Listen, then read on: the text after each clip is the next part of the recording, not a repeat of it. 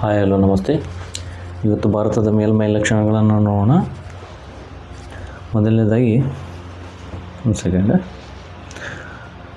ಭಾರತದ 4 ಪ್ರಮುಖ ಭೌಗೋಳಿಕ ವಿಭಾಗಗಳು: ಉತ್ತರದ ಪರ್ವತಗಳು, ಉತ್ತರ ಭಾರತದ ಮೈದಾನಗಳು, ಪರ್ಯಾಯ ಪ್ರಸ್ಥಭೂಮಿ, ಕರಾವಳಿ ಮತ್ತು ದ್ವೀಪಗಳು. ಇದರ ಬಗ್ಗೆ ನೋಡೋಣ. ಅದರಲ್ಲಿ ಮೊದಲನೇದಾಗಿ ಉತ್ತರದ ಪರ್ವತಗಳು. ಅದಕ್ಕಿಂತ ಮುಂಚೆ ನಮ್ಮ ಚಾನಲ್ನ ಸಬ್ಸ್ಕ್ರೈಬ್ ಮಾಡಿ, ಇಷ್ಟವಾದರೆ ಲೈಕ್ ಮಾಡಿ ಮತ್ತು ಶೇರ್ ಮಾಡಿ.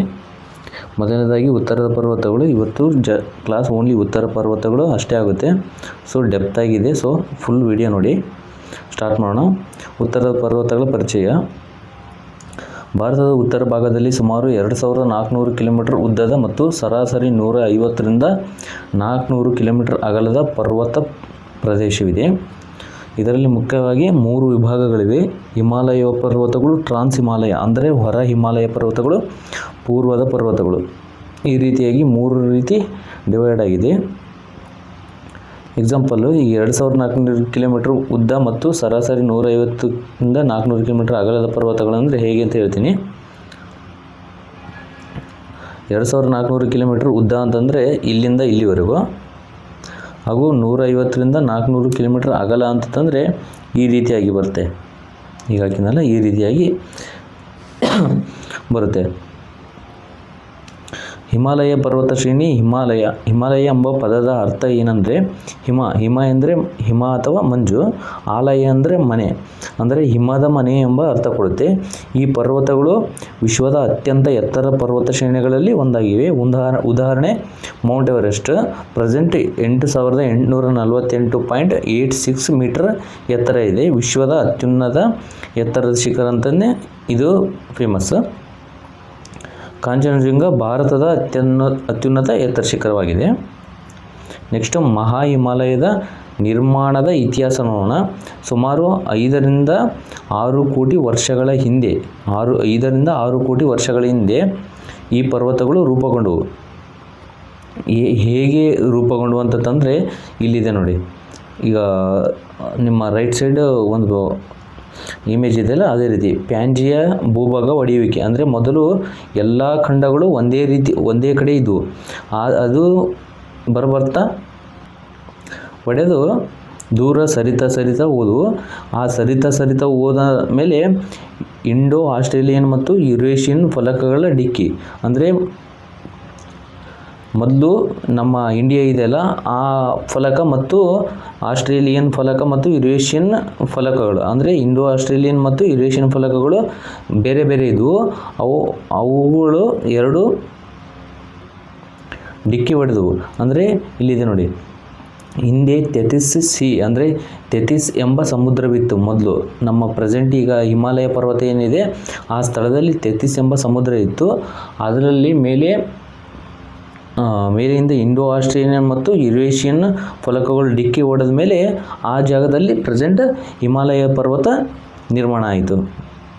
ಇಂಡಿಯನ್ ಪ್ಲೇಟ್ ಮತ್ತು ಯುರೇಷಿಯನ್ ಪ್ಲೇಟ್ ಇವುಗಳ ಪರಸ್ಪರ ಡಿಕ್ಕಿ ಹೊಡೆದು ಈ ಪ್ರಕ್ರಿಯೆಯನ್ನು ಪ್ಲೇಟೋ ಟೆಕ್ಟೋನಿಕ್ಸ್ ಎಂದು ಕರೆಯುತ್ತಾರೆ. ಇದನ್ನು ಕ್ವಶನ್ ಆಗಿದೆ. ಪ್ಲೇಟೋ ಟೆಕ್ಟೋನಿಕ್ಸ್ ಇಲ್ಲಿದೆಲ್ಲ, ಇದು ಕ್ವಶನ್ ಆಗಿದೆ. ಈ ಡಿಕ್ಕಿಯಿಂದ ಸಮುದ್ರದ ತಳಭಾಗ ಮೇಲಕ್ಕೆ ಎದ್ದು ಹಿಮಾಲಯ ಪರ್ವತಗಳು ರೂಪುಗೊಂಡವು. ಈ ಪ್ರೆಸೆಂಟ್ ಹೇಳಿದ್ನಲ್ಲ, ಈ ಡಿಕ್ಕಿಯಿಂದ ಸಮುದ್ರದ ತಳಭಾಗ ಅಂದರೆ ಇಲ್ಲಿ ಪ್ರೆಸೆಂಟ್ ತೆಥಿಸ್ ಎಂಬ ಸಮುದ್ರ ಇತ್ತು, ಆ ತಳಭಾಗ ಎದ್ದು ಮೇಲೆ ಪರ್ವತಗಳು ರೂಪುಗೊಂಡವು. ಉದಾಹರಣೆ, ಹಿಮಾಲಯದಲ್ಲಿ ಇನ್ನೂ ಸಮುದ್ರ ಜೀವಿಗಳ ಜೀವಾಶ್ಮಗಳು ಅಂದರೆ ಫಸಿಲ್ಸ್ ಈಗ ಕೂಡ ದೊರಕ್ತವೆ ಅಂತಂದು ಹೇಳ್ತಾರೆ. ಹಿಮಾಲಯದ 3 ಮುಖ್ಯ ವಿಭಾಗಗಳು. ಪ್ರೆಸೆಂಟ್ ಹೇಳಿದ್ನಲ್ಲ, ಈಗ ಮಹಾ ಹಿಮಾಲಯ ಅಂತಂದು ಹೇಳಿದ್ನಲ್ಲ, ಇದರಲ್ಲಿ 3 ವಿಭಾಗಗಳಿವೆ ಜಸ್ಟ್ ಹಿಮಾಲಯದಲ್ಲಿ. ಅದರಲ್ಲಿ ಒಂದು ಮಹಾ ಹಿಮಾಲಯ, ಮಧ್ಯ ಹಿಮಾಲಯ, ಶಿವಾಲಿಕ್ ಪರ್ವತಗಳು. ಇವು ಬೇರೆ, ಮತ್ತೆ ಕನ್ಫ್ಯೂಸ್ ಆಗಿಬಿಡಿ. ಇಲ್ಲಿದೆಯಲ್ಲ, ಉತ್ತರದ ಪರ್ವತಗಳು, ಉತ್ತರ ಭಾರತದ ಮೈದಾನಗಳು, ಪರ್ಯಾಯ ಪ್ರಸ್ಥಭೂಮಿ ಇವನ ಅಲ್ಲ. ಮತ್ತೆ ಹೇಳಿದ್ರೆ ಉತ್ತರ ಪರ್ವತಗಳು ಬೇರೆ, ಮತ್ತು ಇಲ್ಲಿ 3 ಇದೆ ನೋಡಿ. ಉತ್ತರ ಪರ್ವತಗಳಲ್ಲಿ ಹಿಮಾಲಯ ಪರ್ವತಗಳು, ಟ್ರಾನ್ಸ್ ಹಿಮಾಲಯ, ಪೂರ್ವದ ಪರ್ವತಗಳು ಇವನು ಬೇರೆ. ಇದರಲ್ಲಿ ಹಿಮಾಲಯ ಪರ್ವತಗಳು ಅಂತಂದಲ್ಲ, ಇಲ್ಲಿ ಮಹಾ ಹಿಮಾಲಯದ 3 ಮುಖ್ಯ ವಿಭಾಗಗಳು ಪ್ರೆಸೆಂಟ್ ಒಂದನೇದೀಗ 3 ಇದೆ ಹೇಳಿದ ಹಿಮಾಲಯ, ಪೂರ್ವದ ಹಿಮಾಲಯಗಳಲ್ಲಿ ಹಿಮಾಲಯ ಅಂತಂದಲ್ಲ, ಅದರಲ್ಲಿ ಮತ್ತೆ 3 ಬರ್ತವೆ. ಮಹಾ ಹಿಮಾಲಯ, ಮಧ್ಯ ಹಿಮಾಲಯ ಮತ್ತು 3ನೇದು ಶಿವಾಲಿಕ್ ಪರ್ವತಗಳು. ಮೊದಲನೇದು ನೋಡೋಣ. ಮಹಾಹಿಮಾಲಯವನ್ನು ಹಿಮಾದ್ರಿ ಎಂದು ಕರೆಯುತ್ತಾರೆ. ಈ ಹಿಮಾಲಯ ಪರ್ವತ ಶ್ರೇಣಿಯ ಅತ್ಯಂತ ಎತ್ತರದ ಪ್ರಮುಖ ಭಾಗ. ಸರಾಸರಿ ಎತ್ತರ 6000 ಮೀಟರ್ಗಿಂತ ಹೆಚ್ಚಿದೆ. ಇದು ಪ್ರೆಸೆಂಟ್ ಅಗಲ ಸುಮಾರು 25ರಿಂದ 40 ಕಿಲೋಮೀಟರ್. ಯಾಕಂದರೆ ಮೇಲೆ ಹೋದಂತೆ ಆ ಹಿಮಾಲಯಗಳು ಅಂದರೆ ಅಗಲ ಕಡಿಮೆ ಆಗ್ತಾ ಬರುತ್ತೆ. ಉದ್ದ ಸುಮಾರು 2400 ಕಿಲೋಮೀಟರ್ ಇದೆ. ಇದು ಭಾರತ, ನೇಪಾಳ, ಭೂತಾನ್ ಮತ್ತು ಟಿಬೇಟ್ ಭಾಗಗಳಲ್ಲಿ ಹರಡಿದೆ. ಈ ಭಾಗದಲ್ಲಿ ವರ್ಷ ಪೂರ್ತಿ ಹಿಮಪಾತ ಅಂದರೆ ಪರ್ಮನೆಂಟ್ ಸ್ನೋ ಇರುತ್ತೆ, ಎನಿ ಟೈಮ್ ಸ್ನೋ. ಇಲ್ಲಿ ನಾರ್ಮಲ್ ನಮ್ಮಂಥ ಒಣಭೂಮಿ ಈ ರೀತಿ ಸಿಗಲ್ಲ, ವರ್ಷ ಪೂರ್ತಿ ಹಿಮ ಇರುತ್ತೆ. ಮಹಾಹಿಮಾಲಯದ ಭೌಗೋಳಿಕ ರಚನೆ. ಮಹಾಹಿಮಾಲಯವು ಯಂಗ್ ಫೋಲ್ಡ್ ಮೌಂಟೇನ್ಸ್ ಅಂದರೆ ಯುವ ಮಡಿಕೆ ಪರ್ವತಗಳು ಆಗಿದ್ದಾವೆ. ಇದು ನಿರ್ಮಾಣವಾದ ಹೇಳಿದ್ನಲ್ಲ ಆಗಲೇ, ಪ್ಲೇಟೋ ಟೆಕ್ಟಾನಿಕ್ಸ್ ಪ್ರಕ್ರಿಯೆಯಿಂದ ಸುಮಾರು 5 ಕೋಟಿ ವರ್ಷಗಳ ಹಿಂದೆ ಇಂಡಿಯನ್ ಪ್ಲೇಟ್ ಇದೇ ರೀತಿ ಸೇಮ್ ಅದೇ ರೀತಿ ಆಯಿತು. ಇಲ್ಲಿದೆ ನೋಡಿ ಒಂದು ಮೇನ್ ಇನ್ಫಾರ್ಮೇಷನ್. 7 ಖಂಡಗಳ ಸಪ್ತ ಪರ್ವತಗಳು ಅಂದರೆ ಪ್ರತಿ ಖಂಡಗಳಲ್ಲಿ ಅತ್ಯಂತ ಎತ್ತರ ಪರ್ವತಗಳು ಯಾವಿದೆ ಅಂತ ಇಲ್ಲಿದೆ ನೋಡಿ. ಮೊದಲನೇದಾಗಿ ನಮ್ಮ ಏಷ್ಯಾ ಖಂಡದಲ್ಲಿ ಮೌಂಟ್ ಎವರೆಸ್ಟ್ 8848.86 ಮೀಟರ್ ಇದೆ. ದಕ್ಷಿಣ ಅಮೇರಿಕಾದಲ್ಲಿ ಅಕಾಂಕಗುವಾ ಎಂಬ ಪರ್ವತ ಇದೆ ನೋಡಿ. ಒಂದು ಸೆಕೆಂಡ್ ತೋರಿಸ್ಬಿಡ್ತೀನಿ, ಒಂದು ಸೆಕೆಂಡ್. ದಕ್ಷಿಣ ಅಮೇರಿಕಾದಲ್ಲಿ ಅಕಾಂಕಗುವಾ, ಇದು ದಕ್ಷಿಣ ಅಮೇರಿಕಾ. ಮತ್ತು ಉತ್ತರ ಅಮೇರಿಕಾದಲ್ಲಿ ಮೌಂಟ್ ಮೆಕಿನ್ಸ್ ಇದಿದೆ.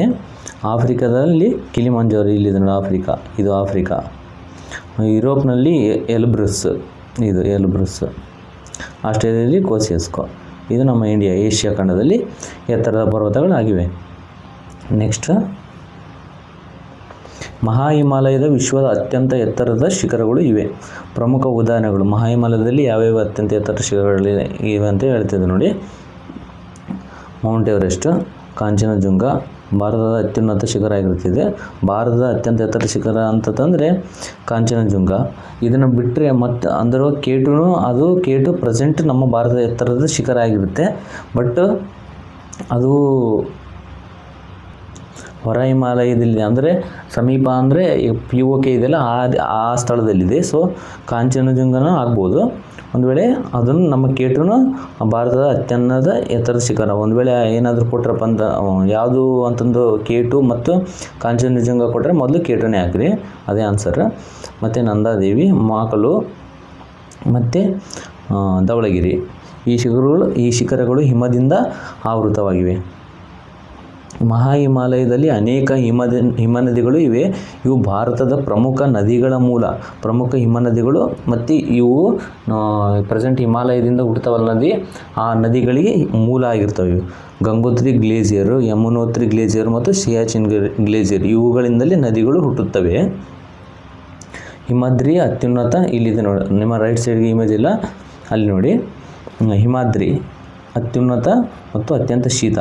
ಇದು ಉತ್ತರ ಭಾರತದ ಪರ್ವತಗಳು ಮಹಾಹಿಮಾಲಯ, ಹಿಮಾದ್ರಿ, ಶಿವಾಲಿಕ್ ಬೆಟ್ಟಗಳು. ಸರಾಸರಿ ಎತ್ತರ 6000 ಮೀಟರ್ ಇದೆ. ಈಗ ಹೇಳಿದ್ನಲ್ಲ ಅದೇ ಸೇಮ್. ಸಿಯಾಚಿನ್ ಅತ್ಯಂತ ಎತ್ತರದ ಯುದ್ಧಭೂಮಿ. ಇದು ಭಾರತದ ಅತ್ಯಂತ ಎತ್ತರದ ಯುದ್ಧಭೂಮಿ ಅಂದರೆ ಇದು ಸಿಯಾಚಿನ್ ಮತ್ತು ಇದು ಶೀತ. ಅತ್ಯಂತ ಎತ್ತರದ ಯುದ್ಧಭೂಮಿ. ಸಮುದ್ರ ಮಟ್ಟದಿಂದ 7750 ಮೀಟರ್ ಇದೆ. ಉಷ್ಣಾಂಶ -60 ಡಿಗ್ರಿ ಸೆಲ್ಸಿಯಸ್ ಇರುತ್ತೆ ಇಲ್ಲಿ. ಆಪರೇಷನ್ ಮೇಘದೂತ್ 1984ರಲ್ಲಿ ಇಲ್ಲಿ ನಡೀತು. ಭೂಮಿ ಮೇಲಿನ 3ನೇ ಧ್ರುವ ಅಂತ ಇದನ್ನು ಕರೀತಾರೆ ಸಿಯಾಚಿನ್ನ. ಲೇಹ್ ಟು ಮನಾಲಿ ರಸ್ತೆ ಜಗತ್ತಿನ ಅತಿ ಎತ್ತರದ ರಸ್ತೆ ಮೊದಲಾಗಿತ್ತು, ಈಗಲ್ಲ. 5325 ಮೀಟರ್ ಎತ್ತರ, 490 ಕಿಲೋಮೀಟರ್ ಉದ್ದ. ನಿರ್ವಹಣೆ BRO ಗಡಿ ರಸ್ತೆ ಸಂಸ್ಥೆ, ಬಾರ್ಡರ್ ರೋಡ್ ಆರ್ಗನೈಜೇಷನ್. ಕೇವಲ 4.5 ತಿಂಗಳು ಸಂಚಾರಕ್ಕೆ ಮುಕ್ತ. ಇದು 4.5 ತಿಂಗಳು ಮಾತ್ರ ಇಲ್ಲಿ ಸಂಚಾರ ಮಾಡೋದು, ಉಳಿದ ತಿಂಗಳೆಲ್ಲ ಇಲ್ಲಿ ಹಿಮ ಇರುತ್ತೆ. ಶಿಖರಗಳ ನಾಯಕ ಮೌಂಟ್ ಎವರೆಸ್ಟ್. ಸ್ಥಳ ನೇಪಾಳ ಮತ್ತು ಟಿಬೆಟ್ ಗಡಿಯಲ್ಲಿದೆ. ಇತರ ಹೆಸರುಗಳು ಸಾಗರಮಾತಾ ಅಂತ ನೇಪಾಳದಲ್ಲಿ ಕರೀತಾರೆ, ಚೋಮ್ಲುಂಗ್ಮಾ ಅಂತ ಟಿಬೆಟ್ನಲ್ಲಿ ಕರೀತಾರೆ. ಹೆಸರು ಇಟ್ಟವರು Andrew Waugh, sir George Everest ನೆನಪಿಗಾಗಿ. ಸಾಧನೆಗಳು. ಮೊದಲಿಗರು ಎಡ್ಮಂಡ್ ಹಿಲ್ರಿ ಮತ್ತು ತೇನ್ಸಿಂಗ್ ನಾರ್ಗೆ. ಇದನ್ನು ಏರಿದ ಮೊದಲಿಗರು ಅಂದರೆ ಎಡ್ಮಂಡ್ ಹಿಲ್ರಿ ಮತ್ತು ತೇನ್ಸಿಂಗ್ ನಾರ್ಗೆ. ಇವರು 1953ರಲ್ಲಿ ಏರ್ತಾರೆ. ಅತಿ ಹೆಚ್ಚು ಬಾರಿ ಇರೋದು ಕಮ್ಮಿ ರೀಟಾ ಶರ್ಮಾ 24 ಬಾರಿ, ಆಪಾ ಶರ್ಮಾ 21. ಈಗಾಗಲೇ ಚೇಂಜ್ ಆಗಿದೆ. ಇದನ್ನು ಪ್ರೆಸೆಂಟ್ ಏನಿದೆ ಅದನ್ನು ಅಪ್ಡೇಟ್ ಮಾಡ್ಕೊಳ್ಳಿ.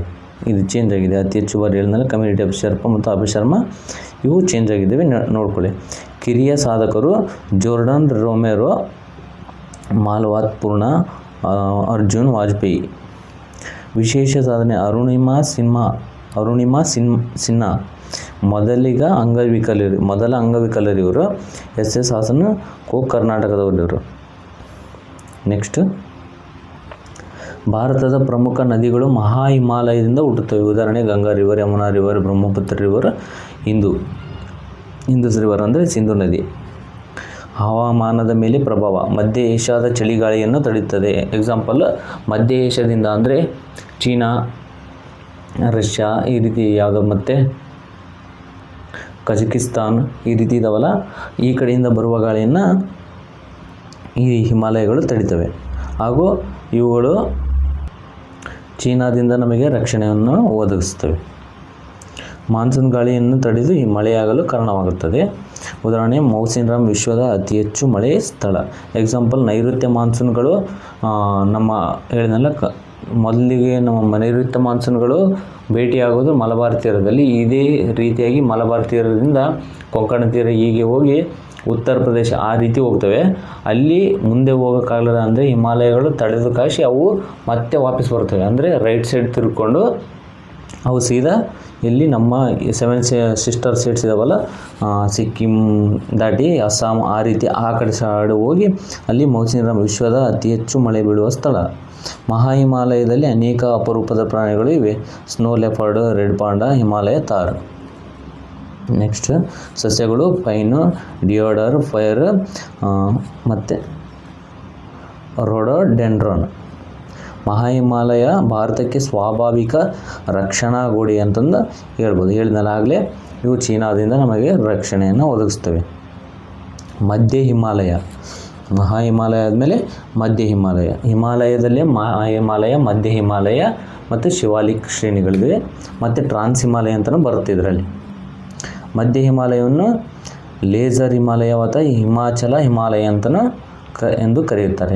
ಇದು ಮಹಾ ಹಿಮಾಲಯ, ಹಿಮಾದ್ರಿ ಮತ್ತು ಶಿವಾಲಿಕ್ ಪರ್ವತಗಳ ಮಧ್ಯದಲ್ಲಿ ಇರುವ ಪರ್ವತ ಶ್ರೇಣಿ. ಸರಾಸರಿ 3,500 ಮೀಟರಿಂದ 4,500 ಮೀಟರ್ ಅಂದರೆ 3.5 ಕಿಲೋಮೀಟರಿಂದ 4.5 ಕಿಲೋಮೀಟರ್ ಎತ್ತರ ಇದ್ದಾವೆ. ಅಗಲ ಸುಮಾರು 60ರಿಂದ 80 ಕಿಲೋಮೀಟರ್. ಇದು ಉತ್ತರದಿಂದ ದಕ್ಷಿಣಕ್ಕೆ ಹಿಮಾಲಯದ 2ನೇ ಪ್ರಮುಖ ಭಾಗ. ಈ ಭಾಗದಲ್ಲಿ ಜನವಸತಿ, ಹಿಲ್ ಸ್ಟೇಷನ್ಗಳು ಅಂದರೆ ಕಣಿವೆ ಮಾರ್ಗಗಳು ಮತ್ತು ಕಣಿವೆ ಹೆಚ್ಚಾಗಿ ಕಾಣಿಸ್ತವೆ.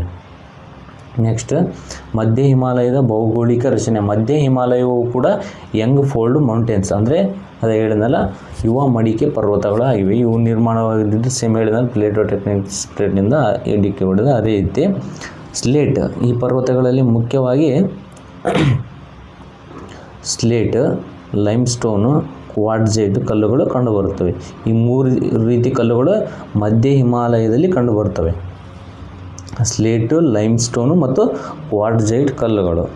ಇಲ್ಲಿ ರೈಟ್ ಸೈಡ್ ನಿಮ್ಮ ಇಮೇಜ್ ಇದೆಲ್ಲ ಅಲ್ಲಿ ನೋಡಿ, ಹಿಮಾಚಲ ಗಿರಿಧಾಮಗಳ ಕೇಂದ್ರ ಅಂತಲೇ ಹೇಳ್ಬೋದು. ಇದನ್ನು 3,000-3,500ರಿಂದ 4,000 ಆಗಲ್ಲ ಹೇಳ್ತಾರೆ. ಸೇಮ್ ಪರ್ವತ ಶ್ರೇಣಿಗಳು ಮತ್ತು ಕಣಿವೆಗಳು. ಪೀರ್ ಪಂಜಲ್ ಪರ್ವತ ಶ್ರೇಣಿ, ಧವಳಗಿರಿ, ಮಸೂರಿ ಮತ್ತು ಮಹಾಭಾರತ್ ಪರ್ವತ ಶ್ರೇಣಿಗಳು ಕಂಡುಬರುತ್ತವೆ. ಕಾಶ್ಮೀರ, ಕಾಂಗ್ರಾ, ಕುಲು, ಲಾಹೋಲ್. ಮತ್ತು ಪ್ರಮುಖ ಗಿರಿಧಾಮಗಳು ಯಾವುವು ಅಂತ ನೋಡಿ. ಡಾರ್ಜಿಲಿಂಗ್, ಶಿಮ್ಲಾ, ಮಸೂರಿ, ನೈನಿತಾಲ್, ರಾಣಿಖೇತ್, ಚಕ್ರಾತ್ ಇವೆಲ್ಲಗಳು ಮಧ್ಯ ಹಿಮಾಲಯದಲ್ಲಿ ಕಂಡುಬರ್ತವೆ. ಅಂದರೆ ಹಿಮಾಚಲ ಇಲ್ಲಿ ಕಂಡುಬರ್ತವೆ. ನೆಕ್ಸ್ಟ್, ಪ್ರಮುಖ ಶ್ರೇಣಿಗಳು ಆಗಲೇ ಹೇಳಿದ್ನಲ್ಲ, ಪೀರ್ ಪಂಜಲ್, ಧವಳಧರ, ಮಹಾಭಾರತ ರೇಂಜ್ ಇವು ಮಹಾ ಹಿಮಾಲಯಕ್ಕೆ ಸಮಾನಾಂತರವಾಗಿ ಹರಡಿವೆ. ಮಧ್ಯ ಹಿಮಾಲಯದ ಅನೇಕ ಸುಂದರ ಕಣಿವೆಗಳು, valleys, Kashmir valley, Kangra valley, Kullu valley. ಮಧ್ಯ ಹಿಮಾಲಯದ ಅನೇಕ ಪ್ರಸಿದ್ಧ ಹಿಲ್ ಸ್ಟೇಷನ್ಗಳು ಹೇಳಿದ್ನಲ್ಲ, ಶಿಮ್ಲಾ, ಮಸೂರಿ, ನೈನಿತಾಲ್, ಡಾರ್ಜಿಲಿಂಗ್ ಇವುಗಳು ಕಂಡುಬರ್ತವೆ. ಮಧ್ಯ ಹಿಮಾಲಯದಲ್ಲಿ ವಿವಿಧ ಸಸ್ಯಗಳು ಮತ್ತು ಪ್ರಾಣಿಗಳು ಕೂಡ ಕಂಡುಬರ್ತವೆ. ಎಕ್ಸಾಂಪಲ್ಲು, ಈಗ ನೀವು ಏನಾದರೂ PCಗೆ ಓದ್ತಾ ಇದ್ದರೆ ಅಷ್ಟು ಕೇಳದೇ ಇರ್ಬೋದು ಇವುಗಳನ್ನು, ಬಟ್ PSI ಅಥವಾ KS ಲೆವೆಲ್ಲಿ 100% ಕೇಳೇ ಕೇಳ್ತಾರೆ. ಇವನ್ನ ನೋಡ್ಕೊಂಡು ಹೋಗಿ. ಸಸ್ಯಗಳು ಪೈನು, ಓಕು, ಡಿಯೋಡರ್, ಫಾರು ಪ್ರಾಣಿಗಳು ಹೇಳಿದ್ನಲ್ಲಿ ಇವಷ್ಟು ಪ್ರಾಣಿಗಳು ಯಾವಂತಂದರೆ ಹಿಮಾಲಯನ್ ಬ್ಲ್ಯಾಕ್ ಬೇರ್, ಮಸ್ಕ್ ಡಿಯರ್, ಸ್ನೋ ಲೆಫರ್ಡ್ ಇವೆಲ್ಲಗಳು ಕಂಡುಬರ್ತವೆ. ನೆಕ್ಸ್ಟ್ ಕೃಷಿ. ಇಲ್ಲಿನ ಕೃಷಿ ಪದ್ಧತಿಯನ್ನು ಏನಂತ ಕರೀತಾರೆ? ಟೆರ್ಯಾಕ್ ಅಥವಾ ಟೆರೆಸ್ ಫಾರ್ಮಿಂಗ್. ಟೆರ್ಯಾಕ್ ಅಥವಾ ಟೆರೆಸ್ ಫಾರ್ಮಿಂಗ್ ಅಂತ ಇಲ್ಲಿನ ಕೃಷಿ ಪದ್ಧತಿನ ಕರೀತಾರೆ ಅಥವಾ ಬಳಸ್ತಾರೆ. ಉದಾಹರಣೆ ಸೇಬು, ಚಹಾ, ಅಂದರೆ ಹಿಮಾಚಲ ಪ್ರದೇಶದಲ್ಲಿ ಸೇಬು, ಚಹಾ, ಡಾರ್ಜಿಲಿಂಗ್ ಈ ಟೆರೆಸ್ ಪದ್ಧತಿ ಅಂತಂದು ಫೇಮಸ್ ಇದೆ ಇಲ್ಲಿ. ಶಿವಾಲಿಕ್ ಪರ್ವತಗಳು ಹೇಳಿದಾಗ ಮಧ್ಯ ಹಿಮಾಲಯ ಮೂರನೇದು ಶಿವಾಲಿಕ್ ಪರ್ವತಗಳು. ಶಿವಾಲಿಕ್ ಪರ್ವತಗಳು ಹಿಮಾಲಯ ಪರ್ವತಗಳ ವ್ಯವಸ್ಥೆಯ ಅತ್ಯಂತ ದಕ್ಷಿಣ ಭಾಗ, ಅಂದರೆ ಕೆಳಗಿರ್ತವೆ ಮತ್ತು ಕಿರಿಯ ಪರ್ವತ ಶ್ರೇಣಿಗಳು ಆಗಿವೆ. ಇವುಗಳನ್ನು ಕ್ವಾರ್ಟರ್ ಹಿಮಾಲಯಸ್ ಎಂದು ಕರೆಯುತ್ತಾರೆ. ಇಂಥ ಕ್ವಶನ್ಗಳನ್ನ ಇವನ್ನ ನೋಡ್ಕೋಬೇಕು. ಕ್ವಾರ್ಟರ್ ಹಿಮಾಲಯಸ್ ಅಂತಂದು ಯಾವುದನ್ನು ಕರೀತಾರೆ ಅಂತಂದು ಕೇಳ್ಬೋದು.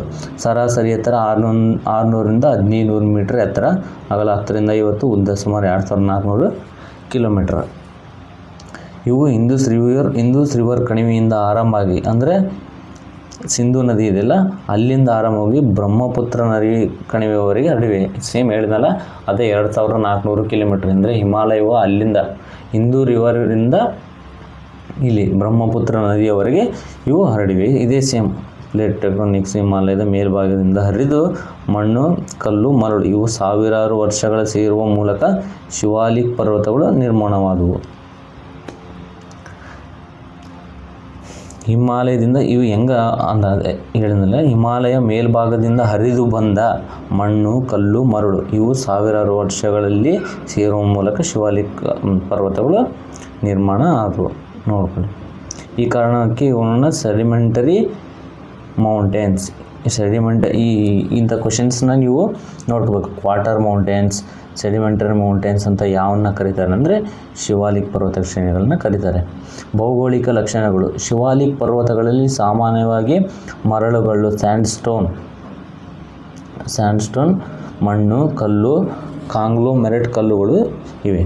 ಇವು ಬಹಳ ದುರ್ಬಲ ಮತ್ತು ಸುಲಭವಾಗಿ ಕುಸಿಯುವ ಪರ್ವತಗಳು. ಈ ಶಿವಾಲಿಕ್ ಪರ್ವತಗಳಲ್ಲಿ ಇದೆಯಲ್ಲ ಇವು ಅಷ್ಟು ಗಟ್ಟಿ ಪರ್ವತಗಳು ಅಲ್ಲ ಇವು. ಸೊ ಯಾವಾಗ ಬೇಕಾದ್ರೂ ಕುಸಿಬೋದು. ಅದಕ್ಕಾಗಿ ಇಲ್ಲಿ ಅತಿ ಹೆಚ್ಚು ಭೂಕಂಪನ ಆಗುವ ಚಾನ್ಸ್ ಇರುತ್ತೆ. ಶಿವಾಲಿಕ್ ಪರ್ವತಗಳಲ್ಲಿ 2 ಪ್ರಮುಖ ಭೂ ಆಕಾರಗಳು ಕಂಡುಬರುತ್ತವೆ. ಬಾಬರ್. ಶಿವಾಲಿಕ್ ಪರ್ವತಗಳ ದಕ್ಷಿಣ ಭಾಗದಲ್ಲಿ ಇರುವ ಕಲ್ಲು ಮರಳು ಪ್ರದೇಶ.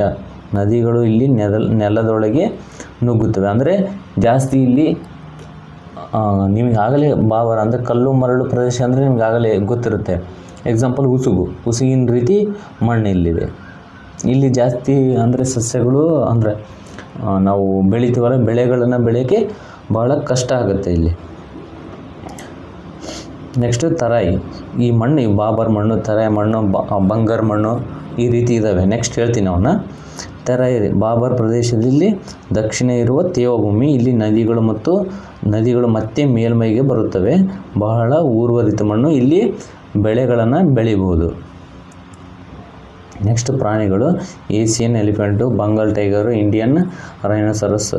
ಸಸ್ಯಗಳು ಸಾಲ್, ಟೀಕ್, ಬ್ಯಾಂಬೋ ಬೆಳೀತಾರೆ ಇಲ್ಲಿ. ಶಿವಾಲಿಕ್ ಪರ್ವತಗಳು ದುರ್ಬಲವಾಗಿರುವುದರಿಂದ ಇಲ್ಲಿ ಮಣ್ಣು ಕರಗುವಿಕೆ, ಸಾಯಿಲ್ ಎರೋಸಿನ್, ಭೂಕುಸಿತ, ಲ್ಯಾಂಡ್ ಸ್ಲೈಡ್ಸ್, ಅರಣ್ಯ ನಾಶ ಹೆಚ್ಚಾಗಿ ಸಂಭವಿಸುತ್ತವೆ. ಭೂಕುಸಿತ ಹೇಳಿದ್ನಲ್ಲ ಇದು ಜಾಸ್ತಿ ಇಲ್ಲಿ. ನಿಮ್ಮ ರೈಟ್ ಸೈಡ್ ಇಮೇಜ್ನ ನೋಡಿ. ಶಿವಾಲಿಕ್ ಹಿಮಾಲಯದ ಪಾದ ಬೆಟ್ಟಗಳು. ಇವುಗಳನ್ನು ಪಾದ ಬೆಟ್ಟಗಳು ಅಂತಲೂ ಕರೀತಾರೆ. ಇಲ್ಲಿ ಡೋನ್ಗಳು ಜಾಸ್ತಿ, ಅಂದರೆ ಸಮತಟ್ಟಾದ ತಳವಿರುವ ಕಣಿವೆ ಮೈದಾನಗಳು. ಇಲ್ಲಿ ಇಮೇಜ್ ಇದೆ ನೋಡಿ ಈ ರೀತಿ. ಶಿವಾಲಿಕ್ ಪರ್ವತ ಇವು 600ರಿಂದ 15 ಮೀಟರ್ ಹೇಳಿದ್ನಲ್ಲ ಆಗಲೇ. ಅದೇ ನದಿಗಳು, ಮಕ್ಕಳು ಮಣ್ಣಿನಿಂದ ನಿರ್ಮಿತ. ಡೆಹ್ರಾಡೂನ್ ಇದು ಅತಿ ದೊಡ್ಡ ಡೂನ್ ಆಗಿದೆ. ಡೂನ್ಗಳು ಡೆಹ್ರಾಡೂನು, ಕೋಟಾ ಡೂನು, ಪಾಟ್ಲಿ ಡೂನು, ಚುಂಬಿ, ಉಧಂಪುರ್, ಕೋಟ್ಲಿ. ಉತ್ತರಾಖಂಡದ ರಾಜಧಾನಿ ಡೆಹ್ರಾಡೂನು. ಇಲ್ಲಿ ಡೆಹ್ರಾಡೂನಲ್ಲಿ ಅಂದರೆ ಉತ್ತರಾಖಂಡದ ರಾಜಧಾನಿ ಡೆಹ್ರಾಡೂನಲ್ಲಿ ಏನಿದೆ ಅಂತಂದರೆ ಅರಣ್ಯ ಸಂಶೋಧನಾ ಸಂಸ್ಥೆ ಇದೆ, ಹಾಗೂ IMA ಇಂಡಿಯನ್ ಮಿಲಿಟರಿ ಅಕಾಡೆಮಿ ಕೂಡ ಇದೆ, ONGC ಕೇಂದ್ರ ಕಚೇರಿ ಕೂಡ ಇದೆ, ಹಾಗೂ IAS ಹುದ್ದೆ ಪಡೆದಿರ್ತಾರಲ್ಲ ಅವರಿಗೆ ತರಬೇತಿ ಪಡೆಯೋದಕ್ಕೆ ತರಬೇತಿ ಕೇಂದ್ರ ಕೂಡ ಇದೆ. ಅದನ್ನು LBSNAA ಅಂದರೆ ಲಾಲ್ ಬಹದ್ದೂರ್ ಶಾಸ್ತ್ರಿ ನ್ಯಾಷನಲ್ ಅಕಾಡೆಮಿ ಅಂತ ಕರೀತಾರೆ. ಭೌಗೋಳಿಕ ಹೆಬ್ಬಾಗಿಲುಗಳು, ಪ್ರಮುಖ ಕಣಿವೆ ಮಾರ್ಗ Banihal pass, Khardungla pass, Nathula pass, Khyber ಕಣಿವೆ. ಸ್ಥಳ ಬನಿಯಾಲ್ ಪಾಸ್ ಇರೋದು ಪೀರ್ ಪಂಜಾಲ್, ಜಮ್ಮು ಶ್ರೀನಗರ ಸಂಪರ್ಕ. ಜವಾಹರ್ ಟನಲ್ ಇದೆ 2.5 ಕಿಲೋಮೀಟರ್ ಮತ್ತು ಅತಿ ಉದ್ದದ ರೈಲ್ವೆ ಟನಲ್ 11.21 ಕಿಲೋಮೀಟರ್ ಹೊಂದಿದೆ. ಕಾರ್ಡುಂಗ್ಲಾ ಪಾಸ್ ಒಂದು ಸ್ವಲ್ಪ ಸ್ಪೆಲ್ಲಿಂಗ್ ಪ್ರಾಬ್ಲಮ್ ಇದೆ, ಅಡ್ಜಸ್ಟ್ ಮಾಡ್ಕೊಳ್ಳಿ. ಕಾರ್ಡುಂಗ್ಲಾ ಪಾಸ್ ಲಡಾಖ್ನಲ್ಲಿದೆ, ಇದು ಲಡಾಖ್ನಲ್ಲಿದೆ. ನುಬ್ರಾ ಮತ್ತು ಶೋಕ ಕಣಿವೆ ಸಂಪರ್ಕ ಮಾಡುತ್ತೆ. ಇದು ಮೋಟಾರ್ ಚಲಿಸುವ ಅತಿ ಎತ್ತರದ ಮಾರ್ಗ ಆಗಿತ್ತು. ಈ ಪ್ರೆಸೆಂಟ್ ಏನಿಲ್ಲ. ಸಿಯಾಚಿನ್ ಪ್ರವೇಶ ದ್ವಾರ ಆಗಿದೆ. ನಾಥುಲಾ ಪಾಸ್ ಇದು ಸಿಕ್ಕಿಂನಲ್ಲಿದೆ. ಭಾರತ ಮತ್ತು ಚೀನಾ ಸಂಪರ್ಕ ಇದೆ. ಇದು ಹಳೆಯ ರೇಷ್ಮೆ ಮಾರ್ಗವಾಗಿತ್ತು ನಾಥುಲಾ ಪಾಸ್ 2006ರಲ್ಲಿ ಮತ್ತು ಮರುಮುಕ್ತ. ಖೈಬರ್ ಕಣಿವೆ ಸಫೇದ್ ಕೋವ್ ಶ್ರೇಣಿ, ಪಾಕಿಸ್ತಾನ ಮತ್ತು ಅಫ್ಘಾನಿಸ್ತಾನ ಸಂಪರ್ಕ. ಇದರಲ್ಲಿ ಇಂಪಾರ್ಟೆಂಟ್ ಅಂದರೆ ಇಲ್ಲಿ ಹೇಳಿದ್ನಲ್ಲ, ಇವು 4 ಕೂಡ ಇಂಪಾರ್ಟೆಂಟ್. ಇದು ನಾಥುಲಾ ಪಾಸ್ ಆಲ್ರೆಡಿ ಜಾಸ್ತಿ ಸತಿ ಕ್ವಶನ್ ಆಗಿದೆ. ಮತ್ತು ಜೋಜಿಲಾ ಪಾಸ್ ಕಾಶ್ಮೀರ, ಶ್ರೀನಗರ, ಲೇ ಅಥವಾ ಕಾರ್ಗಿಲ್ ಸಂಪರ್ಕ ಹೊಂದುತ್ತೆ. ಇದನ್ನು ಕೇಳಿದರೆ. ಶಿಪ್ಕಿಲಾ ಪಾಸ್ ಹಿಮಾಚಲ ಪ್ರದೇಶ, ಇದನ್ನು ಕೇಳಿದ್ದಾರೆ. ಹಿಮಾಚಲ ಪ್ರದೇಶ ಟಿಬೇಟ್ ಗಡಿ ಸಟ್ಲೇಜ್ ನದಿ ಪ್ರವೇಶಿಸುವ ಸ್ಥಳದ. ಜಿಲೇಪ್ಲಾ ಪಾಸ್ ಇದು ಕೂಡ ಮೇನ್ ಇಂಪಾರ್ಟೆಂಟ್. ಇದ್ರ ವಿಶೇಷತೆ ಏನಂದರೆ ಸಿಕ್ಕಿಂನಲ್ಲಿದೆ. ಇದು 3 ದೇಶಗಳನ್ನು ಕೂಡಿಸುವ ರಸ್ತೆ ಇಲ್ಲಿ ಜಿಲೇಪ್ಲಾ ಪಾಸ್ನಲ್ಲಿ ಇದೆ. ಅಂದರೆ 3 ದೇಶಗಳು ಭೂತಾನ್ ಅಥವಾ ನೇಪಾಳ, ಚೀನಾ, ಭಾರತ. ಟ್ರಾನ್ಸ್ ಹೊರ ಹಿಮಾಲಯ, ಇದರ ಬಗ್ಗೆ ಸಂಪೂರ್ಣ ಮಾಹಿತಿ ನೋಡೋಣ. ಟ್ರಾನ್ಸ್ ಹಿಮಾಲಯ ಎಂದರೆ ಮಹಾ ಹಿಮಾಲಯದ ಉತ್ತರ ಭಾಗದಲ್ಲಿ ಇರುವ ಪರ್ವತ ಶ್ರೇಣಿಗಳ ಸಮೂಹ. ಇದು ಯಾವ ಕಡೆ ಇದೆ ಅಂತಂದರೆ, ಈಗ ನಮ್ಮ ಇಂಡಿಯಾ ಇದೆ ಅಂತ ತಿಳ್ಕೊಳ್ಳಿ. ಎಕ್ಸಾಂಪಲ್ ಇಂಡಿಯಾ ಈಗಿದೆಲ್ಲ ಮೇಲೆ ಇಲ್ಲಿ ಬರುತ್ತೆ. ಈ ಕಡೆ ಹೊರ ಹಿಮಾಲಯ, ಇಲ್ಲೇ K2 ಪರ್ವತ ಇದೆ, K2 ಓಕೆನಾ, ಇಲ್ಲಿ ಬರುತ್ತೆ. ಟ್ರಾನ್ಸ್ ಹಿಮಾಲಯ ಅಂದರೆ ಉತ್ತರ ಭಾಗದಲ್ಲಿರುವ ಪರ್ವತ ಶ್ರೇಣಿಗಳ ಸಮೂಹ. ಇದು ಮುಖ್ಯವಾಗಿ ಟಿಬೇಟಿಯನ್ ಪ್ಲೇಟು ಪ್ರದೇಶದಲ್ಲಿ ಟಿಬೇಟಿಯನ್ ಪ್ಲೇಟು ಪ್ರದೇಶದಲ್ಲಿದೆ, ಹರಡಿದೆ. ಹಿಮಾಲಯದ ಅತ್ಯಂತ ಉತ್ತರ ಭಾಗದ ಪರ್ವತ ಶ್ರೇಣಿ ಆಗಿದೆ. ಭಾರತದಲ್ಲಿ ಮುಖ್ಯವಾಗಿ ಲಡಾಖ್ ಭಾಗದಲ್ಲಿ ಕಂಡುಬರುತ್ತದೆ. ಪ್ರೆಸೆಂಟ್ ನಮ್ಮ ಭಾರತದಲ್ಲಿ ಲಡಾಖ್ ಈಗ ಮ್ಯಾಪ್ ಹಾಕಿ ತೋರಿಸಿದ್ನಲ್ಲ ಸಣ್ಣದಾಗಿ, ಅಲ್ಲಿ ಕಂಡುಬರುತ್ತೆ. ಈ ಪ್ರದೇಶವು ಬಹಳ ಒಣ ಹಾಗೂ ಶೀತ ಮರಳು ಪ್ರದೇಶ, ಕೋಲ್ಡ್ ಡೆಸರ್ಟ್ ಆಗಿದೆ. ಇದನ್ನು ಕೋಲ್ಡ್ ಡೆಸರ್ಟ್ ಅಂತಲೂ ಕರೀತಾರೆ. ಶ್ರೇಣಿಗಳು ಇಲ್ಲಿ ಯಾವ ಶ್ರೇಣಿಗಳು ಕಂಡುಬರ್ತವೆ ಅಂದರೆ, ಕಾರಾಕೋರಂ ರೇಂಜ್ ಟ್ರಾನ್ಸ್ ಹಿಮಾಲಯದ ಪ್ರಮುಖ ಪರ್ವತ ಶ್ರೇಣಿ. ಇದು ವಿಶ್ವದ ಅತ್ಯಂತ ಎತ್ತರದ ಮತ್ತು ಕಠಿಣ ಪರ್ವತಗಳ ಪ್ರದೇಶಗಳಲ್ಲಿ ಒಂದಾಗಿದೆ. ಸ್ಥಳ ಲಡಾಖ್, ಗಿಲ್ಗಿಟ್, ಬಲ್ಚಿಸ್ತಾನ್, ಕ್ಸಿನ್ಜಿಂಗ್ ಪ್ರದೇಶಗಳಲ್ಲಿ ಇದು ಹರಡಿದೆ. ಇದು ಟ್ರಾನ್ಸ್ ಹಿಮಾಲಯ ಭಾಗಕ್ಕೆ ಸೇರಿದೆ. ಈ ಪರ್ವತ ಶ್ರೇಣಿಯ ಹೆಸರು ಟರ್ಕಿ ಪದದಿಂದ ಬಂದಿದೆ. ಖಾರ ಅಂದರೆ ಕಾರಾಕೋರಂನಲ್ಲಿ, ಖಾರ ಅಂದರೆ ಕಪ್ಪು, ಕೋರಂ ಅಂದರೆ ಕಲ್ಲು ಅಥವಾ ಗಲ್ಲು, ಕಪ್ಪು ಗಲ್ಲು ಅಥವಾ ಕಪ್ಪು ಕಲ್ಲು ಅಂತ. ಕಾರಾಕೋರಂ ಅಂದರೆ ಕಪ್ಪು ಕಲ್ಲು ಅಂತಲೂ ಹೇಳ್ತೀವಿ. K2 ಇದು ಹೊರ ಹಿಮಾಲಯ ಅಂದರೆ ಹೇಳಿದ್ನಲ್ಲ, ಹೊರ ಹಿಮಾಲಯ ಅಥವಾ ಟ್ರಾನ್ಸ್ ಹಿಮಾಲಯದಲ್ಲಿ ಅತ್ಯಂತ ಎತ್ತರದ ಪರ್ವತ ಅಥವಾ ಭಾರತದ ಅತ್ಯಂತ ಎತ್ತರದ ಪರ್ವತ ಅಂದರೆ K2 2611 ಮೀಟರ್, ವಿಶ್ವದ 2ನೇ ಎತ್ತರದ ಶಿಖರ. ಇದರಲ್ಲಿ ಇನ್ನೊಂದು ಪಾಯಿಂಟ್ ಹೇಳ್ಬೇಕು ಏನಂದರೆ, ನಮ್ಮ ಹಿಮಾಲಯ ಪರ್ವತ ಇದೆಯಲ್ಲ, ಅದು ವರ್ಷಕ್ಕೆ ಪ್ರತಿ 2 ಸೆಂಟಿಮೀಟರ್ ಎತ್ತರ ಬೆಳೆಯುತ್ತೆ. ಓಕೆನಾ, ಅದಕ್ಕೆ ಪ್ರೆಸೆಂಟ್ 8848 ಇದ್ದಿದ್ದು ಈ ಪ್ರೆಸೆಂಟ್ 8848.86 ಮೀಟರ್ ಆಗಿದೆಯಲ್ಲ, ಈ 86 ಮೀಟರ್ ಇದೆ. ಪ್ರತಿ ವರ್ಷ 2 ಸೆಂಟಿಮೀಟರ್ ಎತ್ತರ ಬೆಳೆಯುತ್ತೆ. ಸೊ ಅದಕ್ಕಾಗಿ ಇಲ್ಲಿ ಭೂಕಂಪನಗಳು ಕೂಡ ಹೆಚ್ಚಾಗ್ತಿದ್ದಾವೆ. ವಿಶ್ವದ 2ನೇ ಎತ್ತರದ ಶಿಖರ ಮೌಂಟ್ ಎವರೆಸ್ಟ್ ನಂತರದ ಸ್ಥಾನ ಇದೆ K2. ಇದನ್ನು ಸೆವೆಜ್ ಮೌಂಟೇನ್ ಅಂತಲೂ ಕರೀತಾರೆ. ಈ ಥರದ ಪ್ರಮುಖ ಶಿಖರಗಳು ಗ್ಯಾಸಿಯಾ ಬ್ರಹ್ಮ 1, ಗ್ಯಾಸಿಯಾ ಬ್ರಹ್ಮ 2, ಬ್ರಾಡ್ ಪೀಕ್ ಈ 3 ಹಿಮನದಿಗಳು. ಕಾರಾಕೋರಂ ರೇಂಜ್ನಲ್ಲಿ ವಿಶ್ವದ ದೊಡ್ಡ ಹಿಮನದಿಗಳು ಇವೆ. ಸಿಯಾಚಿನ್ ಗ್ಲೇಸಿಯರ್ ಭಾರತದ ದೊಡ್ಡ ಹಿಮನದಿ, ಸುಮಾರು 76 ಕಿಲೋಮೀಟರ್ ಉದ್ದ ಹೊಂದಿದೆ. ಬಲ್ಟಾರೋ ಗ್ಲೇಸಿಯರ್ ಮತ್ತು ಬಿಯೋಫ್ ಗ್ಲೇಸಿಯರ್ ಕೂಡ ಇಲ್ಲಿ ಇವೆ. ಲಡಾಖ್ ರೇಂಜ್. ಹೊರ ಹಿಮಾಲಯದಲ್ಲಿ ಕಾರಾಕೋರಂ ರೇಂಜು, ಲಡಾಖ್ ರೇಂಜು ಮತ್ತು ಇಲ್ಲಿದೆಲ್ಲ ಜಾಸ್ಕರ್ ರೇಂಜ್ 3 ಇದ್ದಾವೆ ನೋಡ್ಕೊಳ್ಳಿ. ಲಡಾಖ್ ರೇಂಜ್ ಉತ್ತರದಲ್ಲಿ ಕಾರಾಕೋರಂ ರೇಂಜ್ ಮತ್ತು ದಕ್ಷಿಣದಲ್ಲಿ ಜಾಸ್ಕರ್ ರೇಂಜ್. ಹೇಳ್ಬಿಡ್ತೀನಿ ನೋಡಿ, 1 ಸೆಕೆಂಡ್. ಎಕ್ಸಾಂಪಲ್ಲು ಇದು ಇಂಡಿಯಾ ಮ್ಯಾಪ್ ಅಂತ ಸುಮ್ಮನೆ ತಿಳ್ಕೊಳ್ಳಿ. ಇದರಲ್ಲಿ ಉತ್ತರದಲ್ಲಿ ಕಾರಾಕೋರಂ ರೇಂಜು, ದಕ್ಷಿಣದಲ್ಲಿ ಜಾಸ್ಕರ್ ರೇಂಜ್, ಈ ಮಧ್ಯೆ ಇರೋದೇ ಲಡಾಖ್ ರೇಂಜ್. ಓಕೆನಾ? ಇಷ್ಟು ಸುಮ್ಮನೆ ನಿಮ್ಗೇನು ತಲೆಗೆ ನೆನಪಿರಲಿ ಅಂತಂದು ಈ ಇಮೇಜ್ ಹಾಕಿರೋದು, ಮತ್ತು ಇದನ್ನೇ ಅದೇನು ಮಾಡ್ಕೊಬೇಡಿ. ದಕ್ಷಿಣದಲ್ಲಿ ಜಾಸ್ಕರ್ ರೇಂಜ್, ಮಧ್ಯದಲ್ಲಿ ಹರಿಯುವ ಪ್ರಮುಖ ನದಿ ಸಿಂಧೂ ನದಿ. ಓಕೆನಾ? ಲಡಾಖ್ ರೇಂಜ್ನಲ್ಲಿ ಕೆಲವು ಪ್ರಮುಖ ಶಿಖರಗಳಿವೆ. ಅದರಲ್ಲಿ ಸ್ಟೋಕ್ ಕಾಂಗ್ರಿ ಅಂತ 6153 ಮೀಟ್ರ್ 6.1 ಕಿಲೋಮೀಟ್ರ್ ಅಂತಲೇ ಹೇಳ್ಬೋದು. ಇದರಲ್ಲಿ ಕಾರ್ಡುಂಗ್ಲಾ ಪಾಸ್ ಇದೆ. ಲಡಾಖ್ ರೇಂಜ್ನಲ್ಲಿ ಕಾರ್ಡುಂಗ್ಲಾ ಪಾಸ್ ವಿಶ್ವದ ಅತ್ಯಂತ ಎತ್ತರದ ರಸ್ತೆ ದ್ವಾರಗಳಲ್ಲಿ ಒಂದು. ಚಾಂಗ್ಲಾ ಕಾರ್ಡುಂಗ್ಲಾ ಪಾಸ್ ಇದು ಬೇರೆ. ಕಾರ್ಡುಂಗ್ಲಾ ಪಾಸ್ ಇಲ್ಲಿ ವಿಶ್ವದ ಅತ್ಯಂತ ಎತ್ತರದ ರಸ್ತೆಗಳಲ್ಲಿ ಒಂದು. ಇದು ಕಾರ್ಡುಂಗ್ಲಾ ಪಾಸ್ ಇದೆಯಲ್ಲ ಇಲ್ಲಿದ್ದಾವೆ. ಇದು ಚಾಂಗ್ಲಾ ಏನಂದರೆ ಈ ದ್ವಾರಗಳು ಲಡಾಖ್ ಪ್ರದೇಶ ಸಂಪರ್ಕ ಮುಖ್ಯ. ಚಾಂಗ್ಲಾ ಮತ್ತು ಕಾರ್ಡುಂಗ್ಲಾ ಪಾಸ್ಗಳು ಈ ದ್ವಾರಗಳು ಲಡಾಖ್ ಪ್ರದೇಶದ ಸಂಪರ್ಕಕ್ಕೆ ಮುಖ್ಯ ಆಗಿದ್ದಾವೆ. ಇವೆರಡೂ ಇದಕ್ಕೆ ಕಾರ್ಡುಂಗ್ಲಾ ಪಾಸ್ ಅಂತ ಹೇಳಿದ್ರೆ ವಿಶ್ವದ ಅತ್ಯಂತ ಎತ್ತರದ ರಸ್ತೆಗಳಲ್ಲಿ ಇವು ಒಂದಾಗಿದ್ದಾವೆ. ಕಾರ್ಡುಂಗ್ಲಾ ಪಾಸ್ನಲ್ಲಿ ಇದ್ದಾವೆ. ಚಳಿಗಾಲದಲ್ಲಿ ಉಷ್ಣಾಂಶ -30°C ಕಡಿಮೆ ಆಗಬಹುದು. ಇದನ್ನು ಕೋಲ್ಡ್ ಡೆಸರ್ಟ್ ಕ್ಲೈಮೇಟ್ ಅಂತಲೂ ಕರೀತಾರೆ. ಇದು ಲಡಾಖ್ ರೇಂಜ್ನ. ಈ ಪ್ರದೇಶದಲ್ಲಿ ಕಡಿಮೆ ಸಸ್ಯಾವಳಿ ಕಂಡುಬರುತ್ತದೆ. ಪ್ರಮುಖ ಪ್ರಾಣಿಗಳಂದರೆ yak, snow leopard, Tibetan wild ass. Zanskar range ಉತ್ತರದಲ್ಲಿ ಲಡಾಖ್ ರೇಂಜ್ ಈಗಿರನಲ್ಲ ಪ್ರೆಸೆಂಟ್ ಅದೇ ಮತ್ತೆ ಹಾಕ್ತೀನಿ ನೋಡಿ.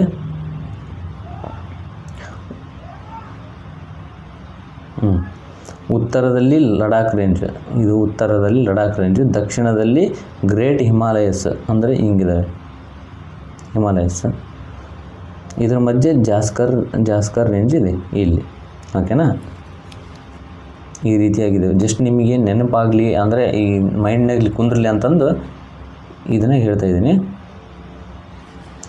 ಇದು ಲಡಾಖ್ ಪ್ರದೇಶವನ್ನು ಕಾಶ್ಮೀರ ಮತ್ತು ಹಿಮಾಚಲ ಪ್ರದೇಶದಿಂದ ಪ್ರತ್ಯೇಕಿಸುತ್ತದೆ. ಪ್ರಮುಖ ಶಿಖರಗಳು ನೂನ್ ಪೀಕ್ 7135 ಮೀಟರ್ ಇದೆ.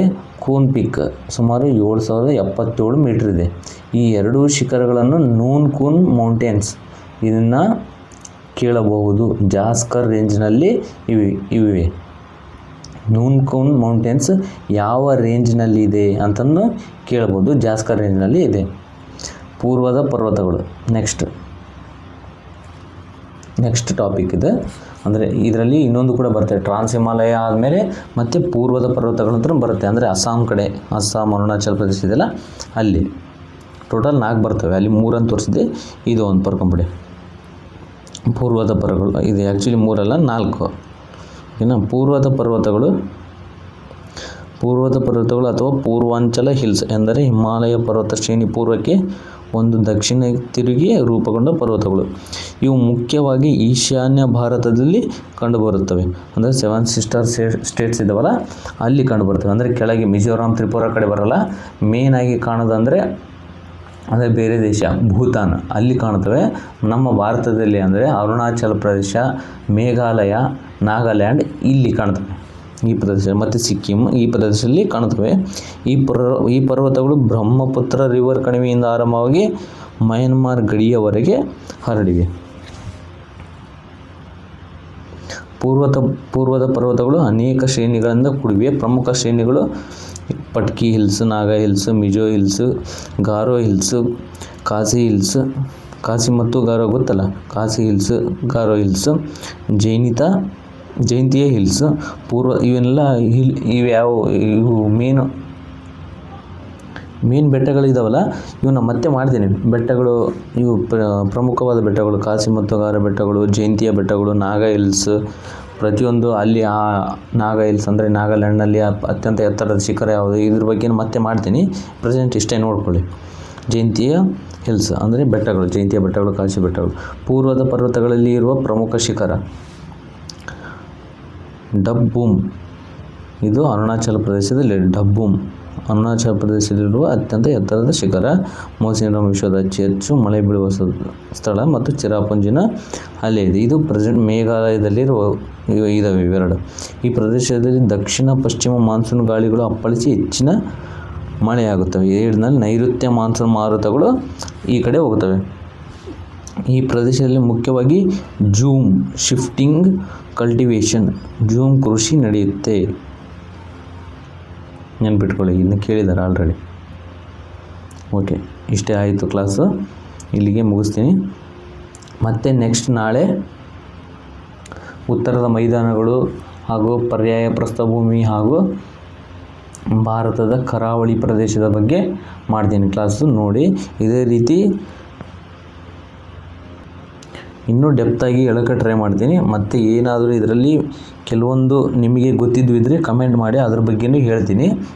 ಹಾಗೆ ಏನಾದರೂ ಕ್ವಶನ್ಸ್ ಇದ್ದರೆ ಇದ್ರ ಕೆಳಗೆ ಕಮೆಂಟ್ ಮಾಡಿ, ನೋಡ್ತೀನಿ, ಅದಕ್ಕೆ ಆನ್ಸರ್ ಕೂಡ ಮಾಡ್ತೀನಿ. Thank you all.